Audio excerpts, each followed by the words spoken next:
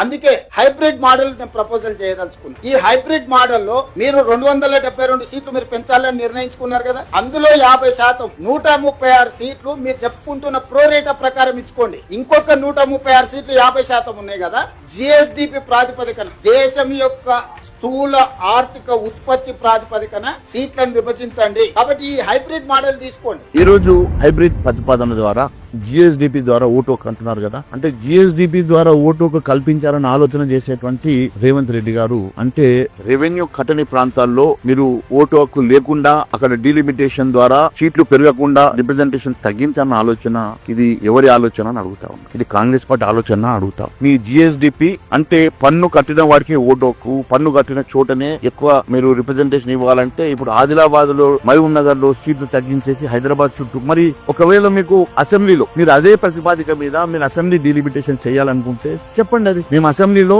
ఇదే ప్రతిపాదిక మీద మేము డీలిమిటేషన్ చేస్తామంటే ఆదిలాబాద్, మహబూబ్ నగర్ లాంటి ప్రాంతాలకు, రెవెన్యూ లేని, రెవెన్యూ కట్టలేనటువంటి ప్రాంతాలకు, జిఎస్బి ఇవ్వలేనటువంటి ప్రాంతాలకు మీరు సీట్లు తగ్గించి నేను కేవలం హైదరాబాద్, రంగారెడ్డికి మాత్రమే సీట్లు పెంచిన ఆలోచన విధానం అయితే చెప్పండి. అది అంటే మీ విధానం ఒక రకం, కేంద్ర విధానం ఒక రకం, ఇష్టానుసారంగా మీరు ఏం చెప్పదలుచుకున్నారు? What is this proposal? బోడగుండుకు మోగాలు బూడేసినట్టున్నది. నీ కథ ఏంది? ఎందుకోసం ఇట్లా నువ్వు ఇష్టానుసారంగా ప్రజలను తప్పుదో పట్టించే ప్రయత్నం చేస్తా ఉన్నాం? ఎక్కడ రాజ్యాంగంలో రచించినటువంటి కొత్త అంశం తీసుకొచ్చి జిఎస్డిపికి లింక్ పెడతా అంటూ, నేను జిఎస్డిపి ఎప్పుడు ఒక రకం ఉంటుందా? ఒక రాష్ట్రంలో ఉన్నటువంటి జిఎస్డిపి వచ్చే సంవత్సరం మారొచ్చు, ఇంకో రాష్ట్రం పెరగొచ్చు, ఒక రాష్ట్రం తగ్గొచ్చు. ఏ బేసిస్ మీద జిఎస్డిపిని నువ్వు బేస్ చేసేసుకొని డీలిమిటేషన్ లింక్ పెట్టే ప్రయత్నం చేస్తా ఉన్నావు?